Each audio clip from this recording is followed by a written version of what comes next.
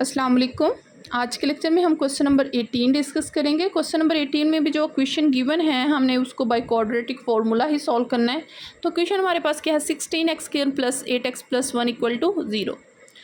तो सबसे पहले हम देखते हैं कि क्वाड्रेटिक फार्मूले से इसको सॉल्व करना है। तो क्वाड्रेटिक फार्मूला होता क्या है, तो हमें पता है क्वाड्रेटिक फार्मूला क्या है, x = -b + -√b² - 4a / 2a। तो हमने क्या काम करना है कि सबसे पहले जो क्वेश्चन में इक्वेशन गिवन है वो हमने देखना है कि स्टैंडर्ड फॉर्म है क्वाड्रेटिक इक्वेशन की कि नहीं। अगर नहीं होगी तो उसको सिंप्लीफाई करके हम जो है क्वाड्रेटिक इक्वेशन की फॉर्म में कन्वर्ट करेंगे। जैसे quadratic equation ax² + bx + c की फॉर्म, ठीक है, ax² + bx + c इस फॉर्म में कन्वर्ट करेंगे, ठीक है। देन जो है ए बी और सी की वैल्यूज़ जो हैं कंपेयरिंग से इस इक्वेशन से फाइंड करेंगे और फिर इस फॉर्मूले में पुट करके इसको सिंप्लीफाई करके एक्स की वैल्यूज़ फाइंड करेंगे, ठीक है। स्टार्टिंग में मैंने पहले बता दिया कि क्या हमने इस क्वेश्चन में सारा प्रोसेस करना है।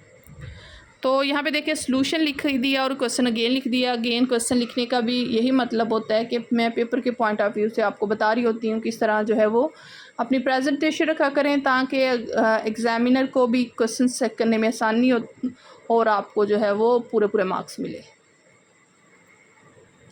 यहाँ पे देखें कंपेयर कर लेंगे हम ax² b + bx + c = 0 इस फॉर्म में। हमारे पास जो क्वेश्चन है वो 16x² + 8x + 1 = 0 इस ये फॉर्म है ना।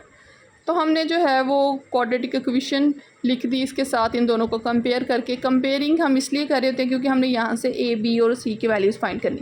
x² यहाँ पे a की जगह क्या आ जाएगा 16, b की वैल्यू x वेरिएबल और b की वैल्यू क्या आ जाएगी 8 और यहाँ पे c की वैल्यू क्या आ जाएगी 1।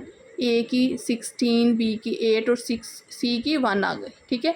अब हमने क्या करना है, इन सारी वैल्यूज़ को जो है वो क्वाड्रेटिक फार्मूले में क्या कर देना, पुट कर देना।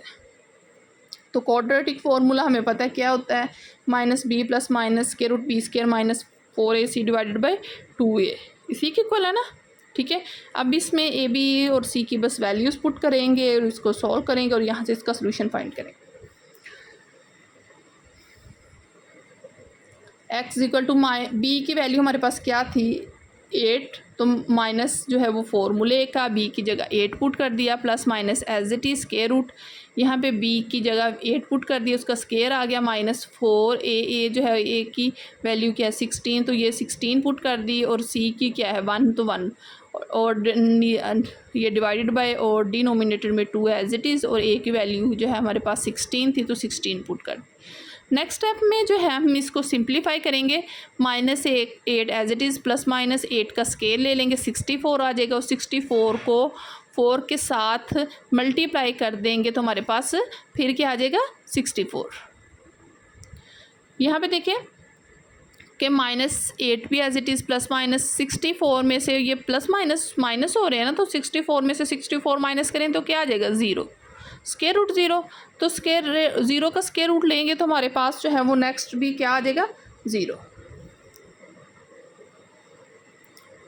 क्योंकि 0 का स्क्वायर रूट लें तो वो हमारे पास 0 ही आता है।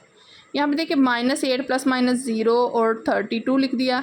एक दफ़ा ये वैल्यू जो है वो प्लस के साथ लिखी जाएगी, एक दफ़ा माइनस के साथ। तो x = -8 + 0 / 32 और एक दफ़ा x = -8 - 0 / 32 इसी की को लिख दिया। और नेक्स्ट जो है बस इसको सिंप्लीफाई करेंगे।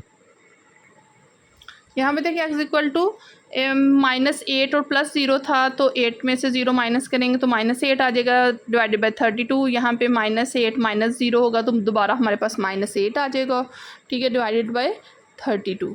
तो यहाँ से नेक्स्ट हम क्या करेंगे कैंसलेशन, ठीक है। तो -1/4 आ गया। यहाँ से भी कैंसलेशन के बाद क्या आ जाएगा हमारे पास 4 माइनस ये वाला, ठीक है, जो ऑलरेडी वैल्यू के साथ था -1/4 आ गया। हमारे पास दोनों वैल्यूज़ क्या हैं, सेम है, ठीक है। तो एंड पे हमने बस सोल्यूशन सेट लिख देना है क्योंकि हमने वैल्यूज़ फाइंड कर ली हैं तो दोनों सेम है तो एक ही टाइम लिखा जाएगा। x = हमारे पास SS solution set = curly bracket -1/4, यही हमारे पास क्या है इसका आंसर।